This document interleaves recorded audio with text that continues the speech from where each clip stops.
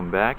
Today we're going to be working on my 1988 Jeep Comanche. We got this rust hole we're going to fix today, so let's just get started to it. I bought this truck a few weeks ago for $500, dirt cheap. It's got a couple rust holes, not uncommon, but other than that it's in fairly good condition. It's a 4-wheel drive short bed and it's got the 4-liter, so let's get to rust removing.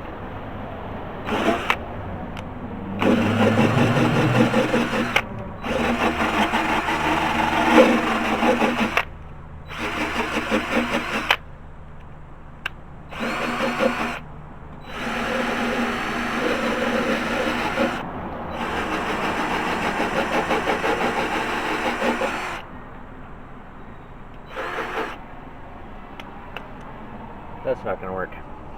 Time for the sander. Alright, and back. Got everything set up. Decided to use the grinder and a flap disc for this part just to make it go quicker.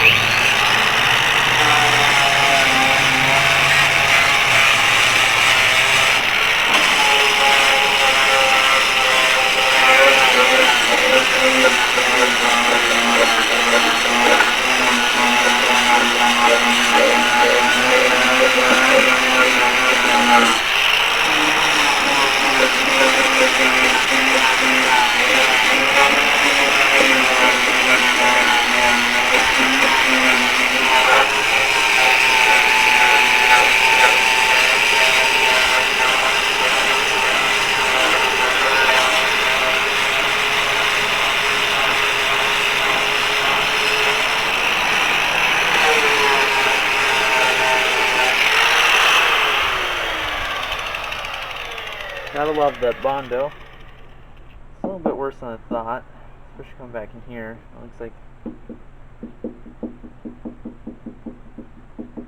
like that's kind of the end of it right there. There's a little ridge right there too. It doesn't look like it goes around the corner too bad, but oh no, it's gone around the corner too. So I'll have to figure that out. But now this will work.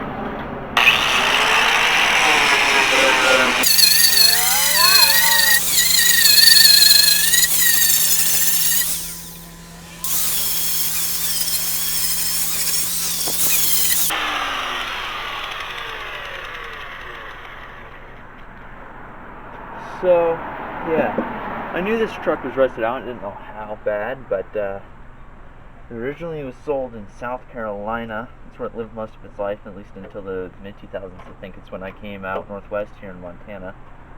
But, yep, the rust doesn't go beyond the corner, actually, so that's good. Or is that rust over there? That is rust over there, but it's actually not that bad, so I'm going to leave that for now. And I got a good, clean, solid piece of metal here to weld onto. So I'm just going to touch this up a little bit more, and then I'm going to break out the cutoff wheel. Actually, I think I'm going to bring out the Dremel and use one of those cutoff wheels, just so I can be a little bit more precise. And it looks like they layered it in with other pieces of steel and bondoed it. That's alright. We're just going to cut it out and put on new steel. So let's get back to the grind. Get back to sanding.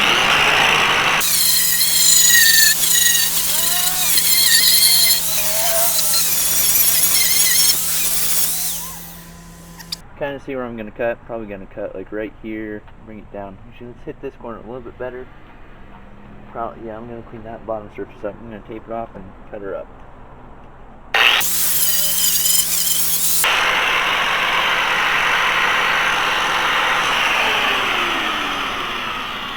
So, it actually just occurred to me that why this sticks out so much farther is because they bonded the shit out of it. Because this door panel is flush, this one's flush, on the other side it's not. I mean, it's flush, this one's not. This is probably 1/8 inch to 1/4 inch, yeah, closer to 1/8 inch raised up here. That's a lot of Bondo. Alright, let's hit this last corner and then we'll go get to cutting.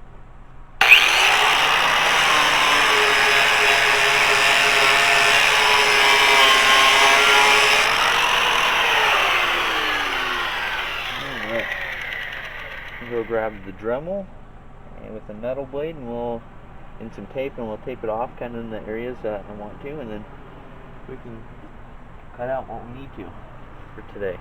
And then there's a pile of sand in here that, I mean, like you can see that there's quite a bit that I have a shop vac going to suck it all out. That'll help this from rusting out anymore. So I don't know if you can tell over here. I don't know if you can even see that. Might help if I point this at me.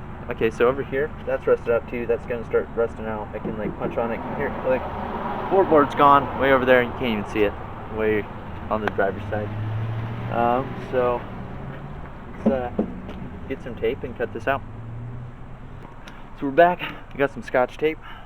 Picked it up at Walmart. No, nothing special. Just as I'm using this more of a straight edge guideline. It doesn't have to be perfect. If I can get this open. There we go. Alright. So this is a 2-inch tape. I just got a wider roll just so it'd be easier, and I can tear it down if I need to or cut it if not. I'm not worried about scratching the paint either. It's been rhino lined if you can't tell. And well, it's gonna get repainted eventually anyways. So my plans with this truck are to fully restore it. And I guess I'm getting started on that restoring process now, making it at least not fall apart. Ooh, bumped the camera, sorry guys. So yeah, that's kind of the plan with this truck. Yeah, I've been looking for one for almost 5 years, and this one fell into my lap. I wasn't even planning on buying anything. It just literally fell into my lap Sunday afternoon, and I had it listed for $1,000. I said, what's the lowest you take? He said 500. I said, I'll be there tomorrow. And now I have a Comanche.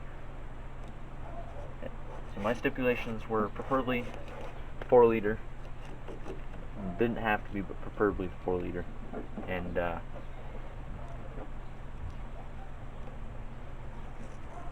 you can cut right along there.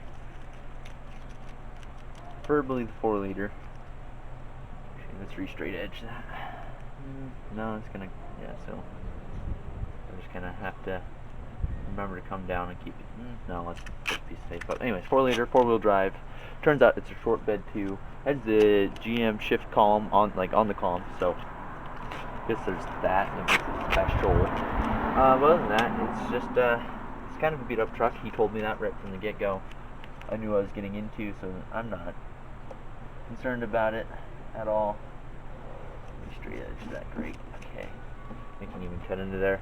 So I wasn't worried about the truck being a piece of crap at all. I knew going into it that it was. A couple bit later, recording of me cutting out a rust hole, and yeah, it's my life decision right now. Got all this coronavirus going on, so I'm working on the truck.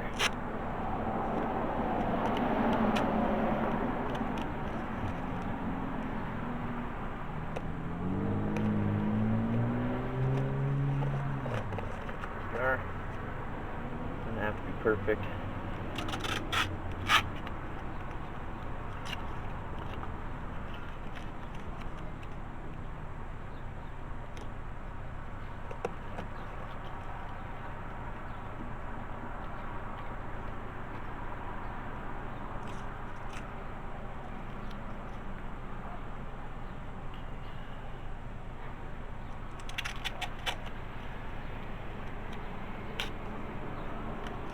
Oh, that's not what I wanted. That's a bad piece. We'll just stick that there. I'm kind of seeing now that maybe I didn't need to get the 2-inch wide stuff. And I could have probably gotten away with just the 3/4 stuff or whatever it is. Maybe this is 2.5, I don't remember.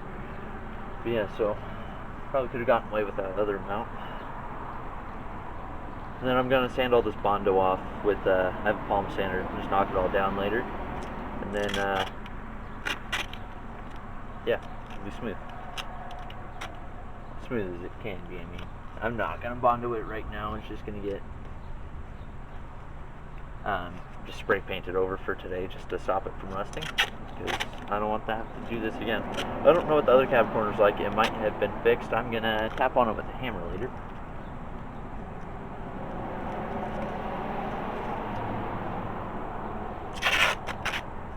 wheat.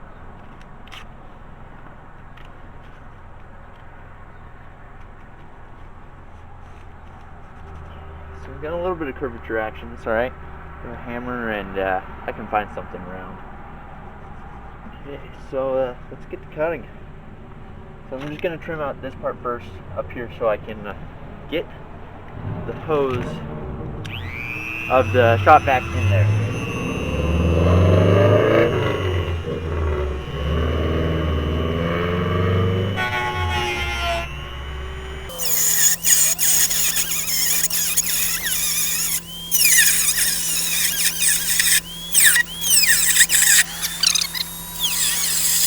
Let's go get a new blade. This one is almost gone. Actually, you know what? I'm going to save myself the time and go get a cut-off blade for the grinder. I don't want to sit here all day, so I'll be back in a second with a cut-off wheel. And yeah, so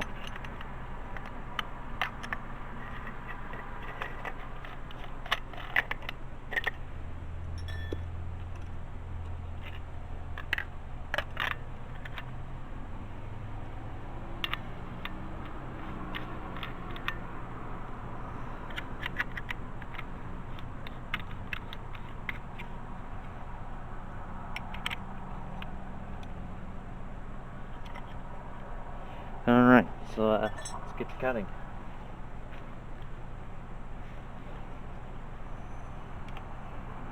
Yeah, have to plug it in. I even unplugged that.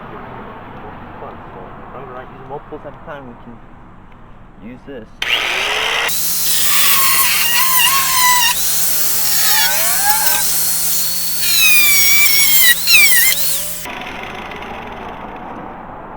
Here we are. He is cut off.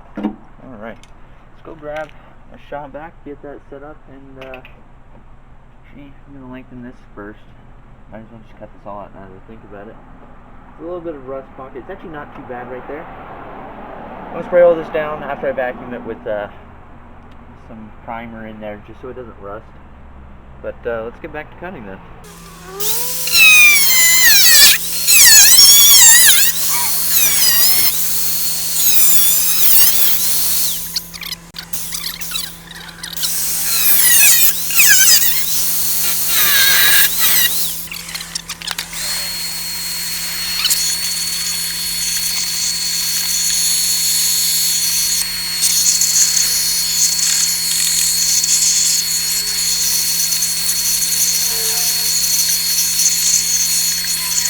Out as it's gonna get.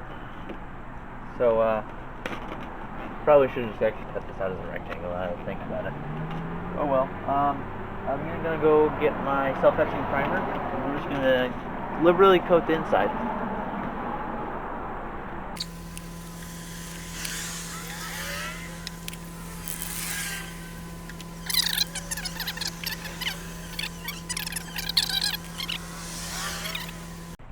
Yeah, it's leaking a little bit. It's not a big deal. Soak that up. Alright. Well, I'd say it's just about time for, I'm going to take the Dremel and just kind of knock off the edges of this. Just kind of give it a little beveledness while this dries out. So it doesn't catch on fire. But, we'll see.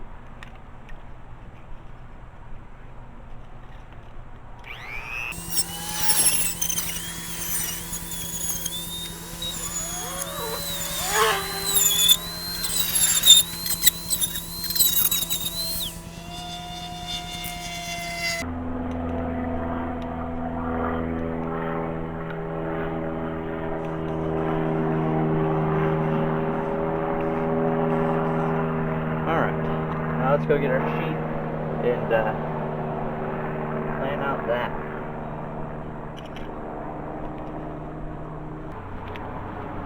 This here, tilt you down a little bit so you can kind of see. There we go. How are we doing? Alright, so I got this piece of sheet metal off Amazon. I think it's 24 gauge, 22 gauge, something. It's 22 gauge, that's what it is. It's $10 for the sheet. You know, probably not the best price in the world, but it was quick. So let's open it up and see what we got. Well, I can see what we got right here, but start preparing for that.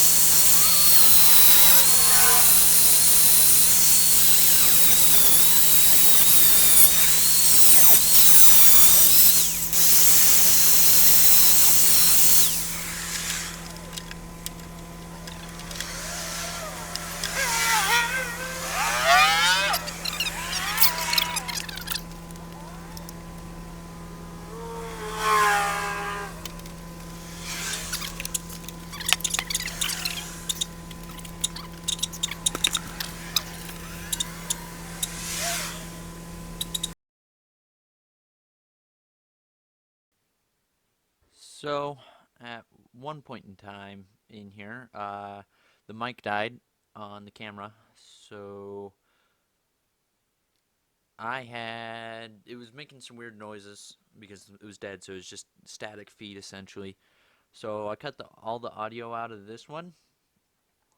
Um, so there is some music on this editing software. I don't know if I want to put it over. I haven't really tried anything to see if I like it.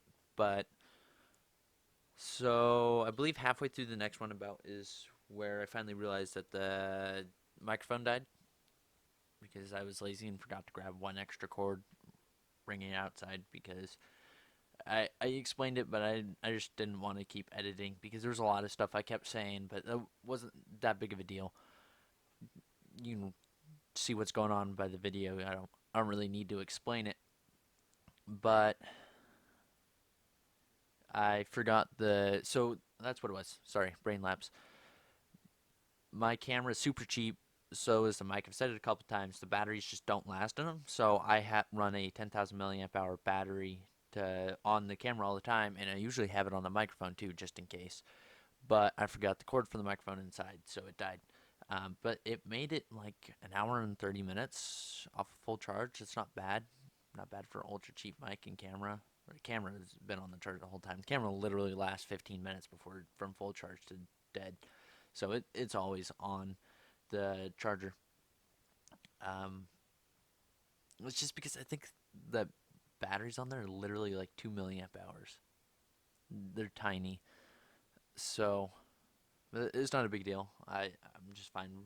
I just velcroed a portable charger to the tripod I use, and well, it works just fine for that. But that's what's going on with this. I just realized I've been talking for 2 minutes, and that was a lot of 2 minutes that I was talking.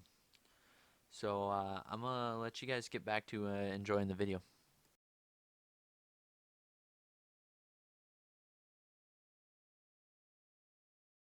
So upon further inspection, it turns out that there's some sort of interference caused by the welder when it's on.